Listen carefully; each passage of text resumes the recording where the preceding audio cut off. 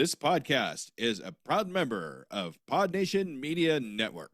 Listen, here's the truth. If it's not something you love to do, automation is mandatory. You didn't start your podcast to spend hours editing clips. You started it to create, connect, and grow your audience. But here's the problem. Every other platform works with video podcasts, and manual editing eats up your most valuable asset, your time. That's where Opus Clip changes everything. Upload your video, and Opus Clip will automatically find the gold nugget moments, auto-clip the captions for the best parts, perfect for TikTok, Reels, and Shorts. 1 hour-long episode becomes 10, 20, even 30 viral-ready clips in minutes. The tool even predicts each clip's viral potential, so you know exactly what to post. No more tenuous editing, no more wasted hours, just you staying in the place that you love to be, creating content that matters. Head to podnationopus.com for your free trial and get back to doing what you do best. Stop editing and start creating now. I see ghosts, specters all around me, living in stock, blazing the dark. One by one, pictures gather around me. Where those moonflowers used to rust no more. Specters gather around here, living in stock, blazing the dark. Night by night, stare into the black where moonflowers used to grow. Back, everybody, to another episode of Paranormal, the New Normal. I'm your host, as always, Jeremy, here trying to make the world seem a little more normal. Does it ever really happen? Nah. And it's going to happen today? No, I doubt it. But we'll see. You never know. I could be surprised as well on this not so bright fall morning, I guess. I don't know. Is it fall yet? I don't know. But I am joined by a guest, as always, to help try and make this world seem normal, and we'll see. But my guest today is Ros Place, a guardian angel communicator, and you know how much I love this topic, everybody. So let's get right into it. How you doing this morning? Yeah, still waking up. Yeah, I'm great, thank you. I'm great. I'm really happy to be with you. Thank you so much for having me. Oh, my pleasure. It's my pleasure to have you on. Oh, the first question I usually ask everybody on the show is, what brought you down this spiritual path? Great question. So I was born with a special gift, although I must say it didn't feel like a gift for a long time. It was something I had to grow into, and that was communicating with angels. Angels are my earliest memory. I can remember vividly being a little baby in my crib, in my bedroom, and seeing all of the colours and the angels all around me. So they're my earliest memory. So it's really something that I was born with. I was born on the 4th of the 4th, 74, so like 444, which is quite interesting. Yeah, and I was born into a family. I mean, I like Harry Potter. My kids like Harry Potter as well. So I say affectionately, I was born into a family of muggles, which doesn't mean non-magic people. It means non-spiritual people. So that was challenging. And yeah, I've always been able to do it. I haven't always known what to do with it. And it's a tool, you see. Being able to communicate with angels is a tool, and what's really fulfills me now is being able to teach other people how to do it as well, which wasn't something I could do for many years, and used to be something that I really struggled with. So since birth, shut down at various times in my life. When I was a teenager, I got to 11. And I thought it was the most normal thing in the world until I got to age 11. In England, which is where I'm from originally, at age 11, you go to a different school system. So up until age 11, you're at junior school and you're with kind of like younger children. And I felt really comfortable in that. I was really able to be myself and play and talk to the angels and play with the angels and And then I got to senior school, which is secondary school, which in England you go from age 11 to age 16, or age 18 now if you want to stay on and do A-levels. And I realised that this was not something that everybody else could do. And I didn't want anything to do with it. And I remember standing in the playground. So I'm in a suburb of London in a comprehensive school, and all the kids running around me. And I'm standing outside the geography huts. And the geography huts were like these prefabricated like classrooms that were kind of like left after the war, I think, when there was so much bombing. Yeah. So I'm standing outside this prefab, and I just said, I spoke to Tristan, who's my guardian angel, and I said, that's it, no. And I closed the whole thing down. And it wasn't until I got to age 31, there were a few little moments where it opened up again, which I can go into if you like. But when I got to age 30 or 31 and I gave birth to my first son, I've got 2 boys, 2 teenagers, it's when it all opened up again. I was just so vulnerable and so open that was when Tristan reconnected with me. And I'm 50 now, so for 20 years, I've been working with people professionally. And for the last 3 years, teaching people how to channel their own guardian angel. Because up until then, I was doing it all for them. People would come to me, they'd have questions. I love helping, so I loved getting answers for people from their guardian angels. But it got to the point where it was just too much. I was a mum, I own 2 businesses. One of them is helping people to channel. And I just felt exhausted. And I think I see that a lot actually in the spiritual world, in inverted commas. I see a lot of people who don't look like they're in great shape, who look exhausted, drained, worn out. And I think it's because they do so much for other people and they don't teach people how to do things for themselves. And it was a very pivotal moment for me where Tristan showed me how to show other people how to channel, how to have the tool of channeling. And that's what I do now. So. Yeah, I mean, it is a common thing. I've noticed it myself too, even having 200 plus guests in this realm, that a lot of them seem like they are drained. A lot of them always seem like they're tired, and I can imagine like having the other side pull on you so much is going to bring you down. I mean, well, plus being a parent too just doesn't help anything. But that's for true. That's truth right there. But I could, because as you saw pre-live, I have two of my own and a third on the way in about 15 days. So. Oh, congratulations. Thank you. Yes, These are some of the last interviews I'm doing for a while before I go on hiatus for a bit. But all right.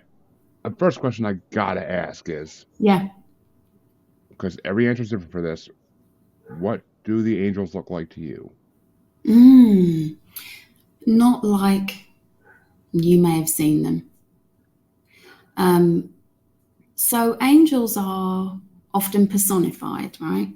So in churches and oracle cards and all over the show, angels are shown as men, like Archangel Michael, this very muscular, fabulous looking, normally very handsome man with wings.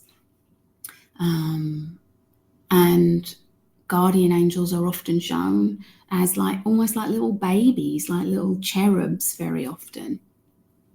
And that personification is something which happened to help us really to get to be able to connect with angels. Because it's very difficult to understand angels in the sense that they are not physical. So they've never been physical.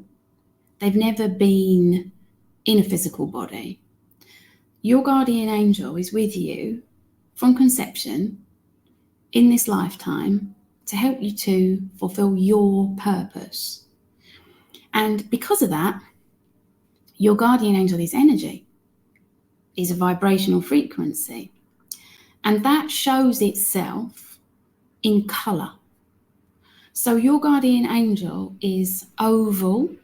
And I think maybe the oval is maybe where the wings came from, because when you look at the oval images, and I've got them, on my website, if anyone wants to look at what they look like, the ovalness is like the head, the feet, and like the wings, like the up wings that you often see. But they are a vibrational frequency, and they are colours which hold a vibrational frequency which is unique to you. And these ovals are concentric bands. So right at the beginning, right in the middle, you've got this beautiful oval shape, which is your inner strength. And then there's another band second out from that, which is your relationship strength. You've got a third band, which is your creative strength. A fourth band of colour unique to you, which is your life's work strength. A fifth band, which most people have, or no, sorry. I'll talk about numbers of bands in a moment, because that's probably interesting for your audience to hear about. A fifth band, which is your freedom band. And then a sixth band, which is your helping others. A seventh band for some people, which relates to research and growth and study. And in one only case in my entire life so far, 8 bands, which is about harmony and the creation of harmony. So they're oval, and inside of that oval energy is a different colour. And you have between, the lowest I've ever seen, or the smallest number I've ever seen, is 4 bands of different colours. And one of those was a VP on a record label. The other one of those was actually a billionaire. Very interesting meeting that was through my work. I have 5. A lot of people have 5. Some people have 6. Eddie, my husband, has 6. Both my sons have 5s, actually. Eddie has 6. Some people have 7s. Real research, exploring, spiritual seekers, information hungry, never satisfied, always wanting to learn and know more.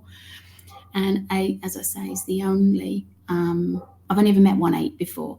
But those colours are unique to you.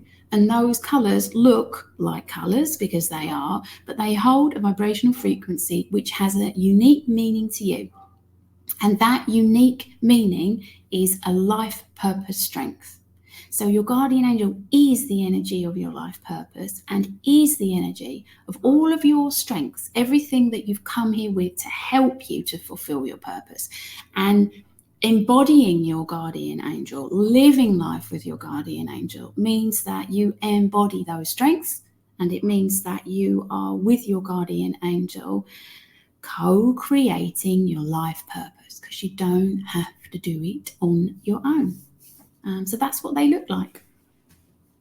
Which, I mean, the fact you don't have to do it on your own is always just so relieving when you hear it, because it's just so many people in this world feel like they have to do it on their own and that no one's there for them.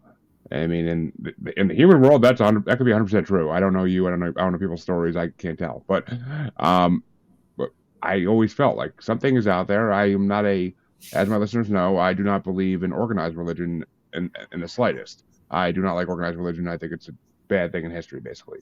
But I do believe in the spiritualness of the world. I believe that in the universe, that the universe is looking out for us. So it's a complicated thing. It's a complicated thing. I keep saying I got to write a book one of these days, but it's a complicated thing to try to explain to people what my belief system is. But yeah, I mean, guardian angels, though, I mean, as much as they are part of religion, I can't dismiss them fully. I never could, because it seems like there's something to it.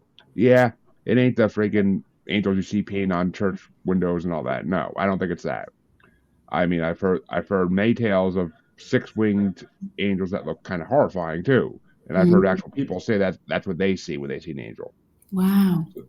So I don't know if those are actually angels or some other unknown extraterrestrial we haven't quite identified yet. Maybe not. I don't know. But I mean, I think of angels. I think of Castiel from Supernatural. Come on now. But of course, but I'd have to imagine that they wouldn't really be physical. They'd have to be more spiritual, more even just light. Like the fact that you said colors, like made perfect sense because they are just light beings, from what I've been told. Yeah. And but I want to get to these angel numbers more because I was kind of getting I like things that make sense in like numerical order and everything. And it's just the way I think, and numbers like that kind of light up me, especially when synchronicity like that. I mean, your birth date alone was like I was like, oh, synchronicity and a half right there. Oh my God. I know. It's funny, isn't it? Numbers are, seeing numbers and numbers are one of the signs that your guardian angel is really trying to communicate with you. Like, they're trying to get a message through to you all the time. So if you keep seeing like 11, 11, 22, 22, and 33 and 44 and all different types of repeated numbers, it's your guardian angel really trying to communicate with you. And I've created a little guide for people to begin to understand what that is. And, if anyone's interested in that, perhaps it might be something you put in the show notes, because Oh, of course. it is a message.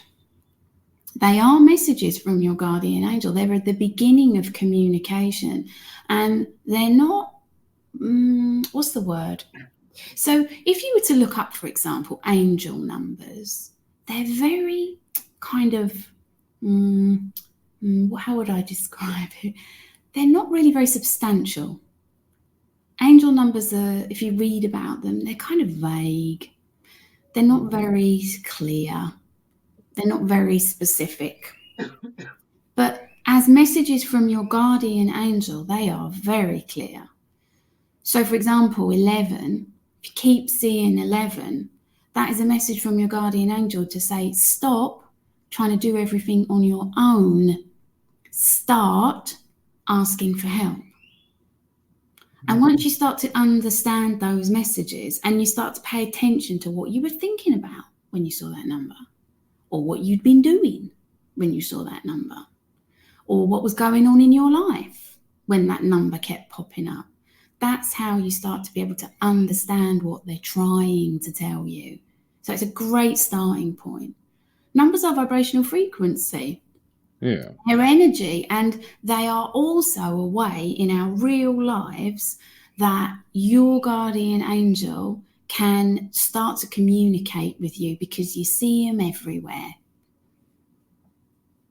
I mean, it's funny because I was told a few months ago, actually, by another guest that I have a guardian angel. That his name is Tony, but I have had no luck trying to connect with him or it, I guess. But I've had no luck trying to connect with it. And I mean, it's curious though, because I also talk to people on the show who don't believe in guardian angels or any of that, or angels in general, and it's hard. It's a lot of different conversations, but I mean, I kind of felt like this person was on something though that told me that I do have one, and I'm like, makes sense. I'm like, but how do I communicate with it? That's the point that like doesn't come across easy. And for anybody else out there like me, what is the best way to open communication with your guardian angel? Yeah. So I would start with numbers, right? Because if you're seeing numbers or look for numbers, have your eyes open, because they are really clear messages. All double sequences, all repetitions of numbers are a message from your guardian angel. So if you see an 1111 or 11s, like I said, that's like stop trying to do it all on your own. Start asking for help. If you see 22, if you keep seeing 22, 22, 22, that's a message from your guardian angel that's saying stop pushing. Stop trying to force things. Stop trying to make everything happen. Start allowing. And allowing is something that I teach people to do when they learn to channel. And that communication, that beginning of the conversation, really does start by noticing those things and validating it for yourself. Because one of the things that I really enjoy doing is like going back to this whole thing of, I used to give people information all the time. People like, So I've always really loved helping, right? It's Yeah. like whenever anyone says, it's like my reaction to everything. It's like, oh, can I help? Like with my kids, with people. It's like, how can I help? Just tell me how I can help. You know, do you need some help with that? I just, there's something good about being able to help, and I really enjoy being helpful. But I think you've got to really start thinking about what help is and how help can be given to people in a way that's truly useful to them. So I used to do the thing where I would give people information all the time. But what I really enjoy doing now is teaching them so that they can get their own information and their own validations.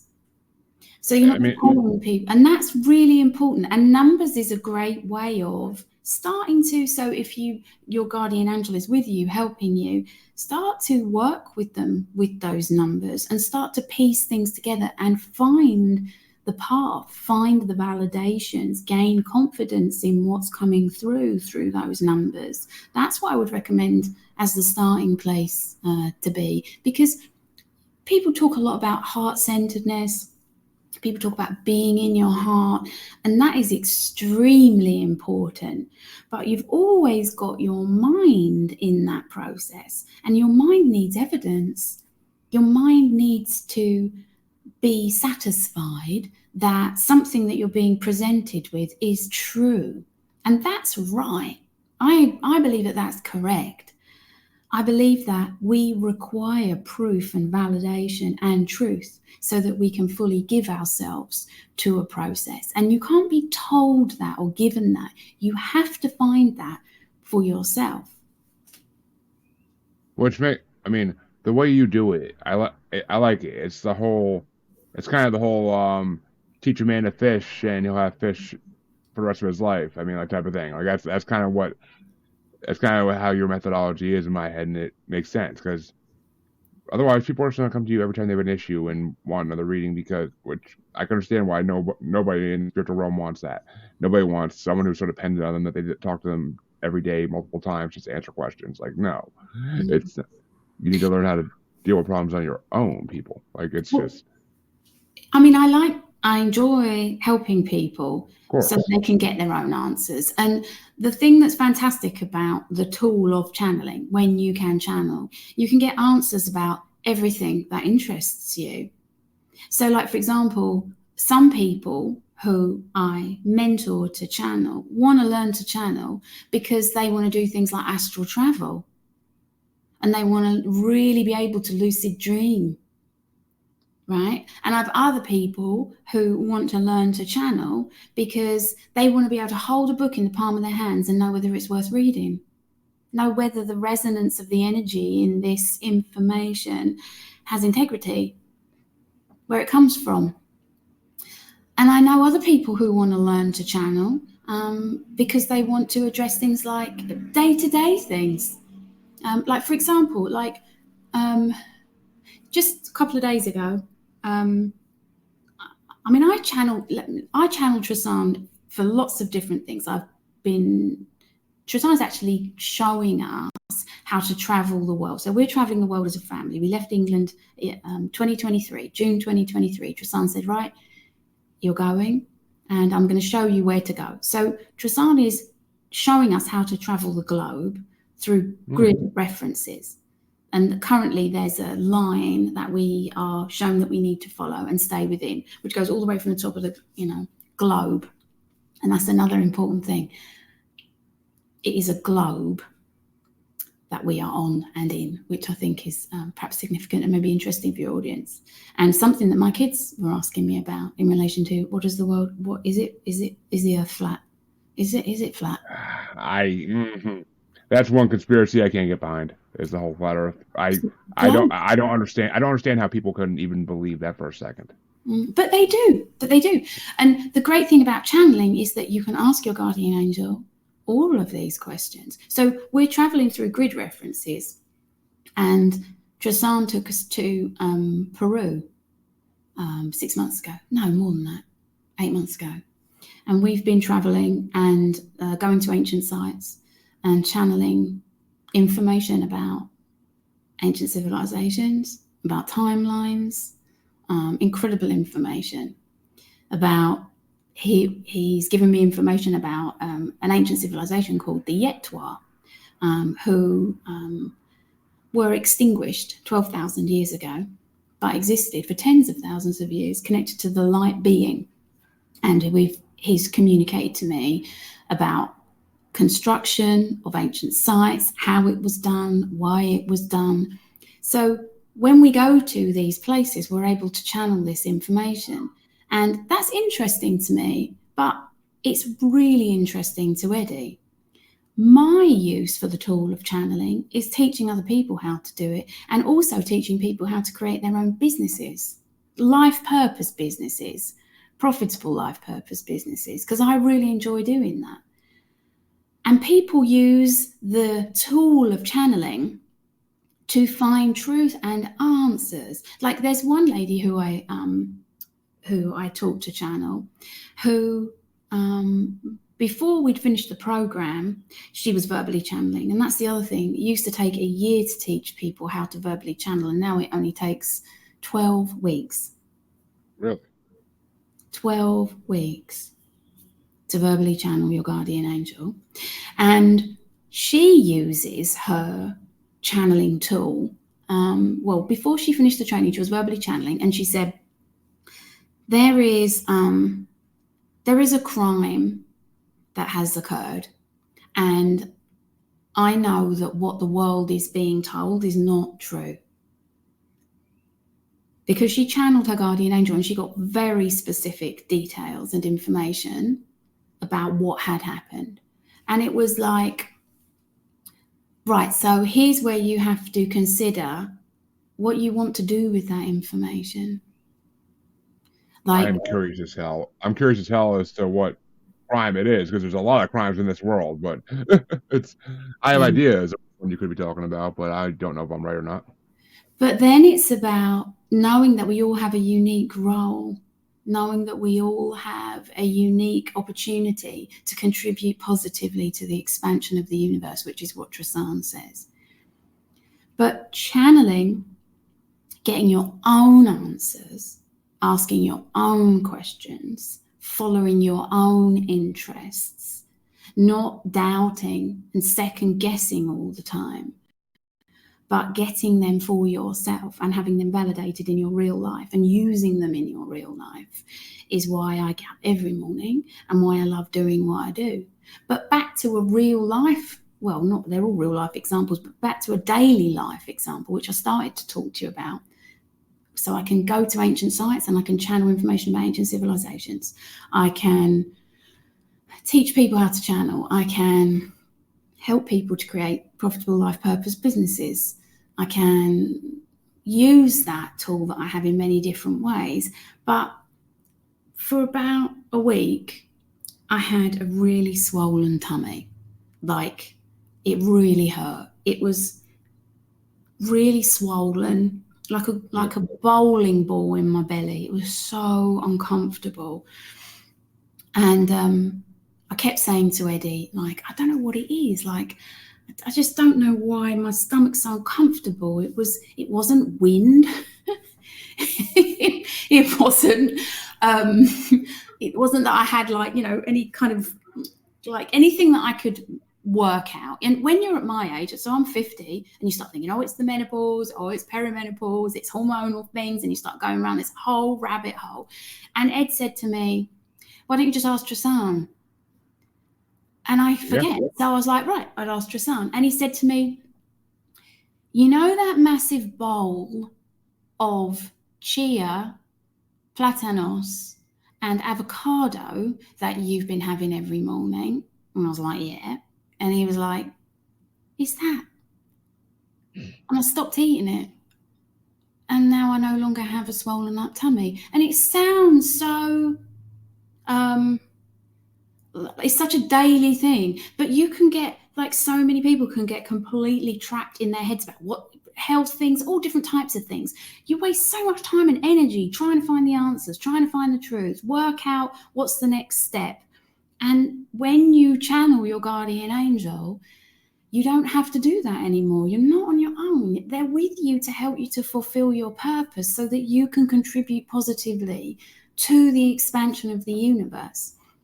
And it's pure guidance with your highest guide. It's who you were born with to live life together. And the connection process that I teach means that it is secure and safe. And it is a connection that you create for yourself that puts you in the driving seat so that you are in control, if you like. Not in control in the way that we think of in the world where we have to kind of keep a tight hold on everything. But you are in the driving seat. You say how this is. You say how this goes. And through that honoring of the process and safety and security and evidence and truth and validation, that's how people transform their lives and also have the opportunity to fulfill their purpose. And by doing so, contribute positively to the world. Which it's a good purpose. It really is. And I mean, the traveling to ancient sites part, that would fascinate me to no end. I'd probably be like your husband on that. That's the information I would want if I was actually talking to a guardian angel. Is I want the hidden history that we're not learning in school, that we're not reading about, that we're not hearing about in the news. Like, I want the real history of Earth. And I have to ask this, since you've been learning about these ancient sites, were extraterrestrials involved? Yes. And Creedle. Have they mentioned any specific races? So they could be, they are what we would call and not think of as extraterrestrials. They are from another part of the universe. And so much of what we have an understanding of from the context of what fits together as humans requires a leap. So we have a way of understanding things. We have a way of piecing together what is possible and realities. But there are experiences that occur and that are, which we don't have a context for. We don't have an understanding of. It doesn't exist. I'll give you an example. So with guardian angels, when I connect people with their guardian angels, so that is something that I do. I will still connect people with their guardian angels. I will do a guardian angel reading, and all I offer is guardian angel readings and teaching you how to channel. That's it. No one-to-one sessions. No, can you answer this question? Because I am sincerely and genuinely interested only in empowering you to channel your own guardian angel. I'll connect you with your guardian angel, but communication is something that has to come from you. So when I do guardian angel readings, sometimes a color comes through which doesn't exist here. It doesn't exist. I see colors which there is no reference for, no name for, no way of describing, because it's not here.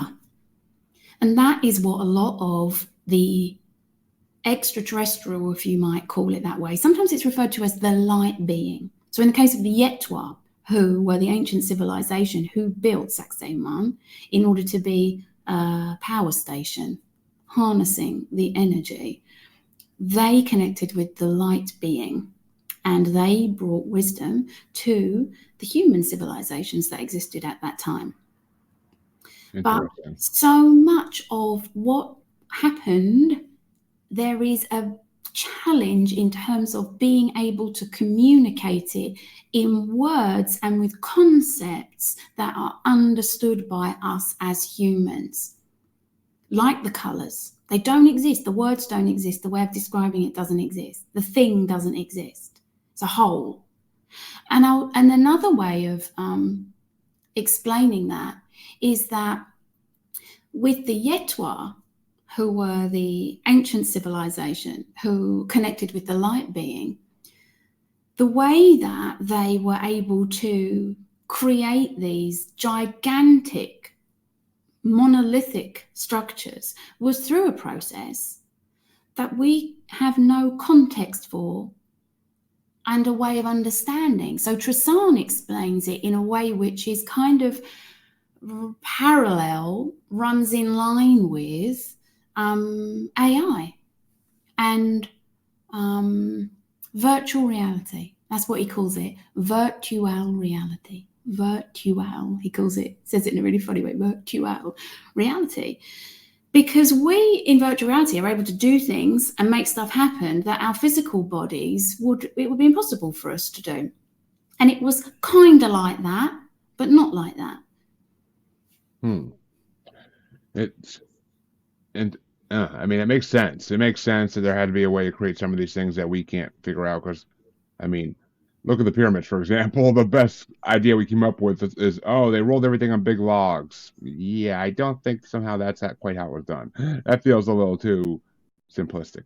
But I don't know. It's just, and we do call them extraterrestrials or ultra-terrestrials, even if they came from another dimension. But it's light beings. I've heard that before too. I mean, it makes sense that these ancient and the ancient civilization you keep mentioning, the what I think you call them Yetwa. Yetwa. Yetwa. Yetwa. What country were they in, as we know them now? So I visited Peru, and the connection that I have with Yetwa is in Peru. Okay. And through what is known now as parts of South America. But they were connected to other ancient civilizations throughout the globe. I would say it's been long hypothesized that all these ancient civilizations did talk to each other somehow. Telepathically. Even though for a long time we thought they were all isolated and not. But No. I mean, there's so much proof of things being similar across the world at that time that how could they not be talking somehow? It doesn't make sense. Exactly. And it was like a grid. And Sacsayhuaman was one of the power stations that Tristan describes as energy being held in silos. So the energy was held in silos. And Sacsayhuaman was a power station. It was a power station. And it was charged from light being, and that energy was harnessed, and it was sent to other parts of the globe. Remember that word again, the globe, where it was required. And communication between communities and between civilizations was telepathic. And it was as easy and straightforward as it is for us to pick up the phone now. But you see, so much died. 12,000 years ago, there was a catastrophic, seismic, absolutely extinguishing. Tristan talks about it as extinguishing event. And so much of what was known, existed, was washed away. It doesn't exist anymore. And with that, the knowledge, with that, the evidence, but you can still see it, like places like Sacsayhuaman in Peru, and we'll be traveling and seeing other places. And in actual fact, we're going back. So I'm not one for going back anywhere. I like to just go forward. It's just my way. I think, well, there's so much to see, so many places to visit. Why would you go back anywhere? You just want to keep going to new things. But we're going back. We spent time in Cusco. Cusco is 3,400 meters above sea level, right? So it's high altitude. And it's well known for Sacsayhuaman and also Machu Picchu, which has information that I will share in the future. That is not what we have been told it is. Of course not. Nobody in the paranormal realm ever thinks that these ancient sites are just what we've been told they are. They're always something. There's something greater to them all. I mean, they were built for a reason. They weren't just built to be monuments or become landmarks eventually. They were built to be at purpose. A lot of us believe that. And also, you see, there was the original. So when you think about in terms of like when things were built, so there were these energy centers. Like, so using the example of, so first of all, just to finish that point, going back to Cusco, going back to these ancient sites, I'm just so, I have to be there. It's just such a pull that I've never had in my life. And all the family feel the same. They love going back to that place. So the thought of going back to that place, they loved being in that place. So the interesting thing is that when you go to these ancient sites, so the way that it's shown in the real world, if you like, is that people will kind of be like, hey, isn't it weird that like there's these really massive stones, these monolithic stones that are part of a layer of construction, and then on top of that you'll see other building which isn't quite so impressive. And I will say that word. I know it's controversial, but it isn't. When you see it, it's different. It's human. It's more explainable. It's still impressive. It's still incredible, but it's different. You see like these stratas, but what you don't see is the original energy center which started it all, which is what not just the original Yetwa in the case of Sacsayhuamán were drawn to, and Tambonchai and other ancient sites, but the ancient civilizations which we have an historical memory of and are recorded were drawn to after. They were drawn to these places. So there's a history in these sites which is evidenced by what you can see through ancient constructions, monolithic statues, and not statues, but monolithic structures, and then the other civilizations who built on that. But what you don't see is the energy of that place which drew all things to it and continues to. And it makes sense. I mean, there's a reason we still have such a fascination with all these sites. If they weren't meant to be important, we to this day, we wouldn't be drawn to them. But it's been, I mean, Machu Picchu and the pyramids, all that, even the Grand Canyon have all been places that, like, people have been, since I was a kid, like, people have always talked about constantly. You will learn about them all in school, because we want to know more, but we just don't have most of us don't have the ability to find out more about them. But do you know what's really interesting is that we are told about these things, and we are told that we should visit these things. So, for example, you go to Peru, and literally from the minute you get off the plane, and every single conversation that you have with everybody, their first question is, "You going to Machu Picchu? You going to Machu Picchu? Really? You going to Machu Picchu?" Yeah, it's how many? It's just constant. Even vendors like on the street, like me. One of the things I love about Peru, I love Peru. Like I just love Peru. I love the people. I just love the energy of Peru. It's fun. It is light. It's grounded. They have traditions.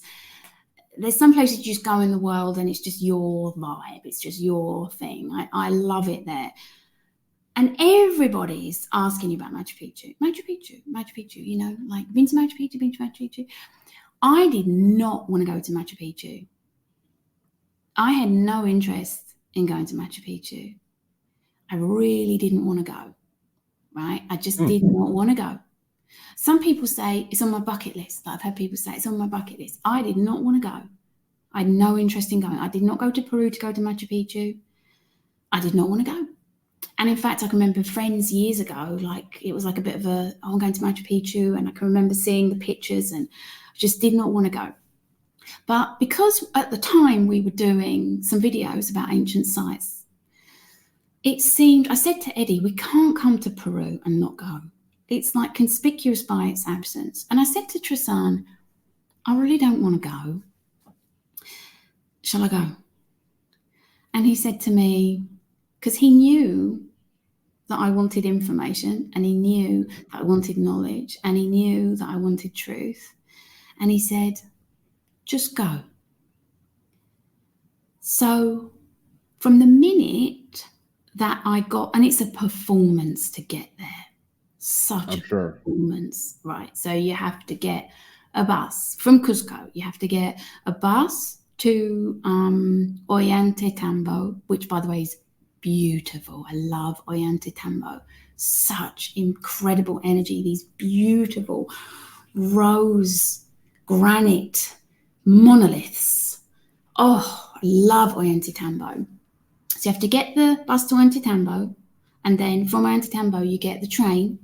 And you get the train to, I think it's called, it's like Machu Picchu Pueblo, or like agua caliente. It's like warm waters. It's like a spa place. And you get off the train and it's just like, woof. It's like you walk through this market and the market is immense and all it is like tourist things and knickknacks. And I understand.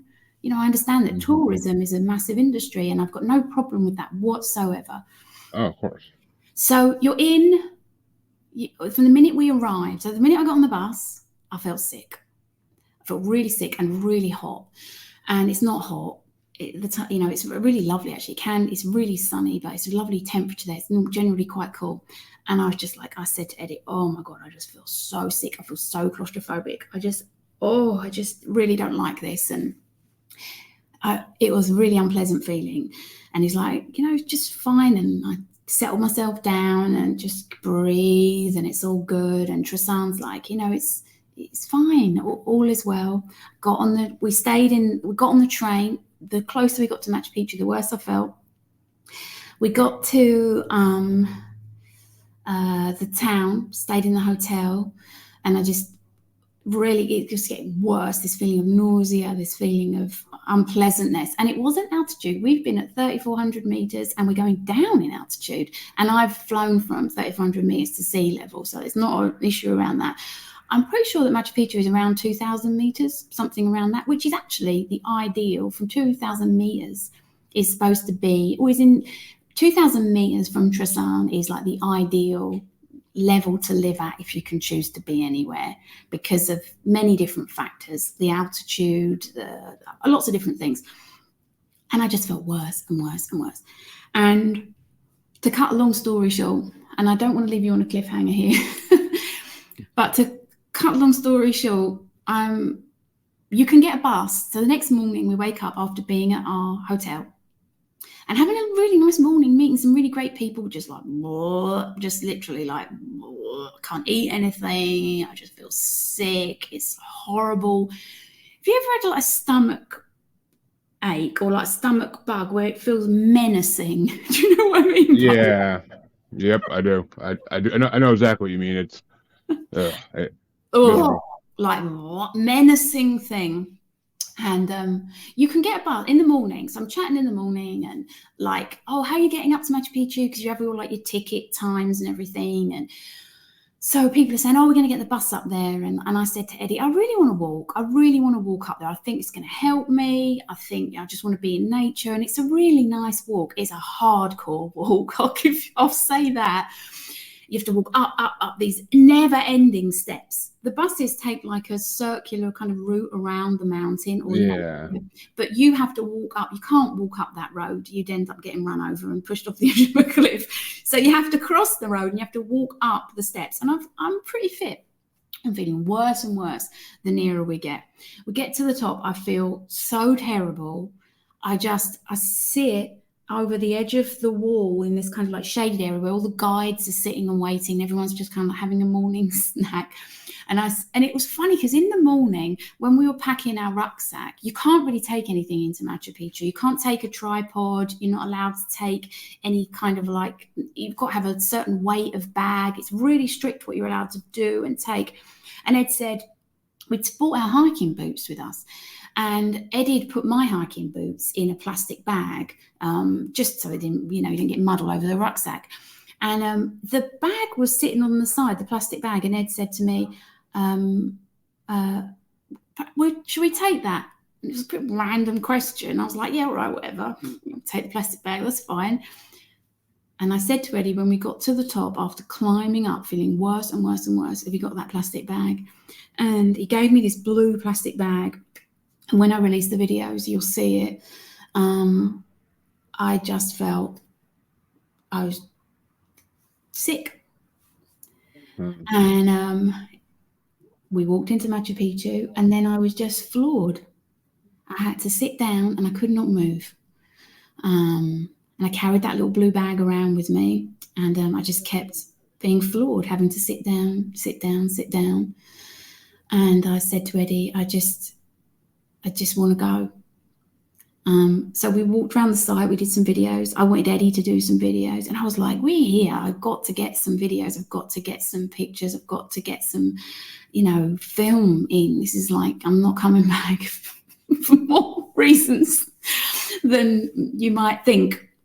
And then we left, and I was so unwell. Like, we walked down the first flight of steps, and I was so unwell. And I don't want to be too graphic about it, but I was just so unwell. And we got to the bottom eventually, God knows how. And I just said to Eddie, I want to go to sleep. Please let me go to sleep. And he found like a campsite, which was lovely, down the bottom, where I felt much better.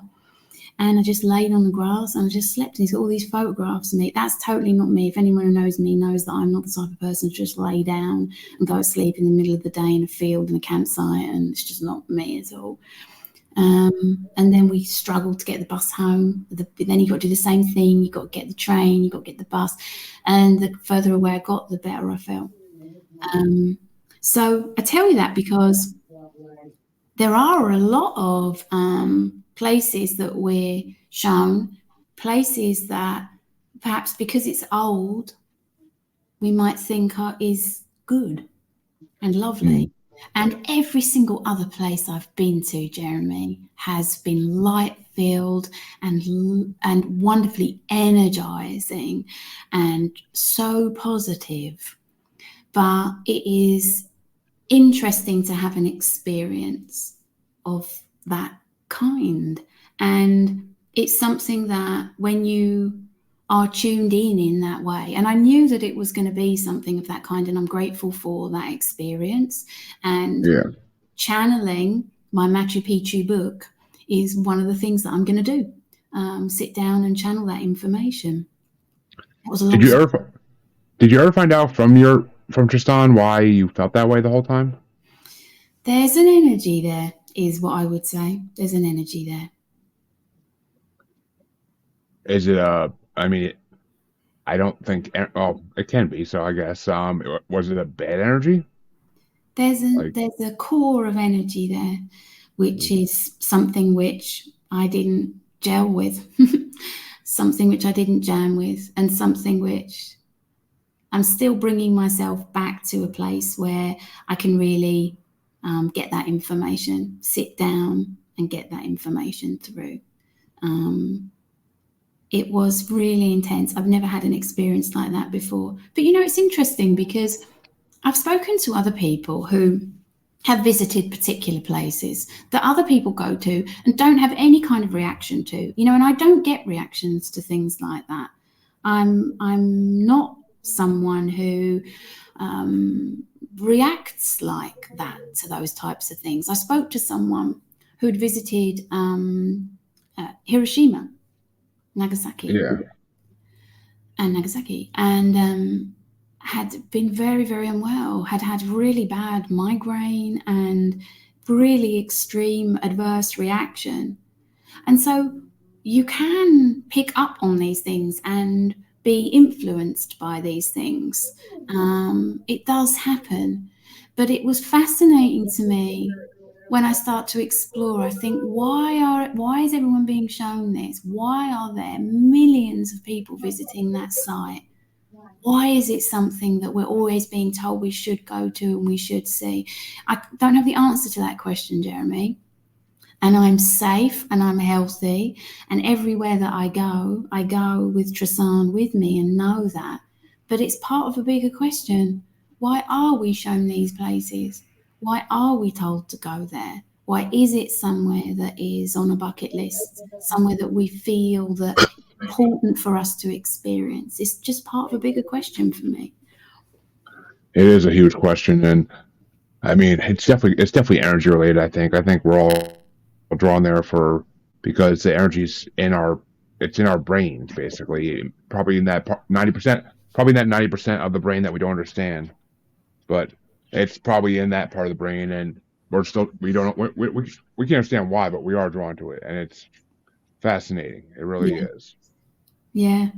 And I went there knowing that it would be an experience that I wanted to have, that I wanted to experience that, and that I want to know more, and that I want to, when I'm ready, sit with Tristan and find out more about what that ancient site is. But my purpose, what gets me up in the morning, what interests me, is teaching people how to channel so they can get their own answers, so that they can explore, go to ancient sites, and they can tune into their guardian angel, knowing that they're always safe, and get information which answers the questions that they have. Picking up a book and knowing whether it's a book that they want to read that is going to have the vibration of truth for them, and also writing a book. You know, I've helped people to verbally channel their guardian angels so they can write a book. They've got an idea, they've got something in their head that they want to write, that they want to make happen, but somehow it never does. And when you verbally channel, you're able to do it with your guardian angel. Get books written, get things done in your life that are important to you. And that's just as powerful a tool for channeling as anything else. What is personally interesting to you? What is personally up your alley, down your street? What it is that excites you, interests you, that you're fascinated by, that you keep coming back to, that you keep thinking about, wondering about? That is what the tool of channeling your guardian angel can help you to get trustworthy answers to. And it's completely personal and unique to the individual. Yeah, I have a feeling mine would help me figure out the truth behind Bigfoot. But personally, I think it would. But well, we are getting close to the end here. But before we do, I wanted to give you a chance to talk about the amazing work you do for women. That's what I want to give you a moment to kind of shine on that, and great. That way, the females, my audience, can learn where they can another place they can get help if need be. Oh, that's so cool. Thank you. So I really love working with women in midlife. I am a woman in midlife. I'm 50. And so I really love working with women. I teach people how to verbally channel their guardian angels so they can get trustworthy guidance to all of their life's questions. And unlike a lot of other mentors that, you know, I've experienced myself and my clients tell me that they've experienced, I won't leave you on your own. I won't leave you to stuck in the learning phase or trying to work things out by yourself. I'll teach you how to verbally channel your guardian angel so that you can have complete confidence in yourself. And that's work that I get up and I love to do every single day. Well, that is a glorious work right there, and that really needs to be stuff like that is why I do this podcast, so more people can learn about it and more people can take advantage of it, because there are people out there who need some kind of assistance, mentally, emotionally, spiritually, take your pick. But there are people out there who need some type of help in every way. We all do. Don't be ashamed of it, folks. And trust me, don't be ashamed of it. But it's lovely, and glad I got a chance to spread that out for you a little bit, and hopefully, get some people looking for you. And I wanted to ask though, have you been to any other countries besides South America just yet for this ancient sites trip, or? Not yet, but we will be going further afield. There's so much here. Like, oh yeah, it's a power. South America's a powerhouse for ancient sites, but also so is parts of Asia, which I'm very interested in. So we will explore further. I just feel so at home in South America, Central America, Latin America. It feels like the place for us to be. But the other thing is that I would love to visit other parts of the world. And also, when I have time, which I will find time, to sit with Tristan and channel information about other ancient sites that I may not actually go visit, but that I can visit with him energetically. So that's also another path that I can follow. I mean, I can't wait to hear what you find out when you go to Egypt. I can't wait. Like, that's going to be interesting, I'm sure.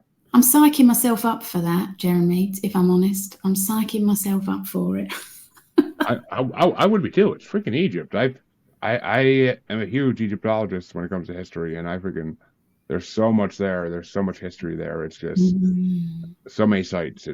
You can probably stay there for years and still not see everything. But yeah, well, there really is. And getting to the light being That's what I'm most interested in, the time when we were all connected to the light being, the time when we were all connected, the time when we were all civilizations and communicating, and when we were community, a world, a globe community.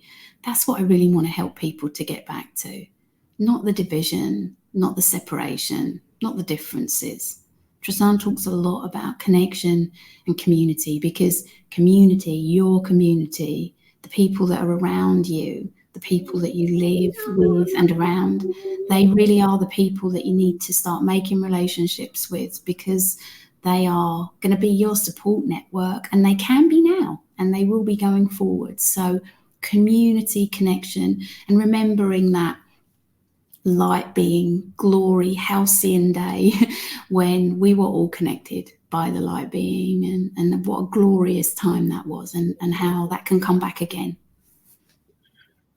Exactly. And that right there, that's the message to end this on, I think, actually. And but I want to thank you for coming on today. It's been a pleasure talking to you. I've learned so much, and I fully enjoyed your life. Your life is interesting as can be, so it's fully blessed to hear about it.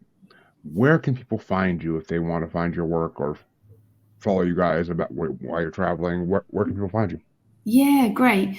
So following us, if you go to my Facebook page, Ros Place, my personal page, you'll see little bits and bobs that I put up there. So it's Ros Place, ROS Place, PLACE on Facebook.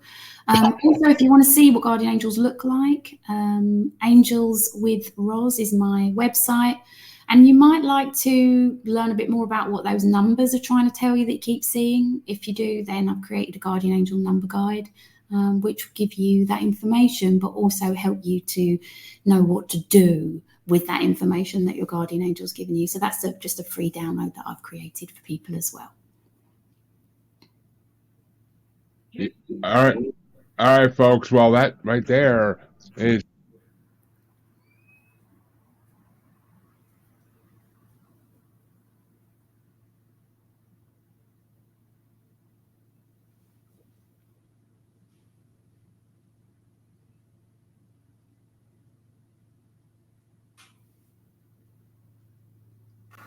There we go. Yeah, my head wanted to die me at the last second there, of course. But, folks, you all know where you can find me.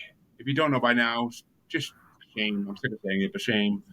But, listeners, check the outro. Watchers, it's been scrolling across the screen the whole time. Come on. I'm barely half awake, and I still can read. So, there you go.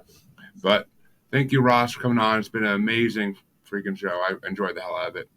And I will see you all this week. I got a bunch more interviews for you this week and next week before I go on hiatus. So it's not over just yet. Come back next time. Have a good weekend, everybody. You can find me on Facebook as Jeremy Bryant, or you can find me as Uncensored, Unapologetic, and Untamed UQ Podcast Collective Facebook group.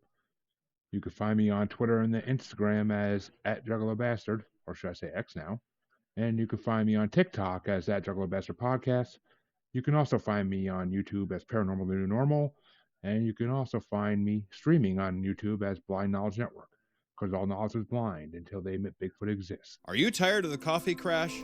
Still jittery an hour after your morning cup of coffee? Listen, I used to drink 5, 6, 7 cups a day to just keep going. The anxiety, the stomach pains, the afternoon crash, it was brutal. Then I discovered Rise Coffee, and everything changed. Rise has less than half the caffeine as regular coffee, but here's the magic. It contains 6 organic mushrooms, including cordyceps, lion's mane, and others that naturally sustain your energy without the jitters or crash. We're talking sharper focus, immune support, better gut health, and calm, sustained energy that lasts all day. Plus, it's organic, vegan, and has 0 added sugars. Unlike other mushroom coffees, Rise is USA grown in California. A full spectrum of mushrooms per serving that actually works. Here at Pod Nation, we only partner with brands we actually believe in. And Rise Coffee is the real deal. Head to risesuperfoods.com and use promo code PODNAY15 for 15% off your order. That's PODNA 15 for 15% off. Ditch the crash. Fuel your day the right way with Rise Coffee.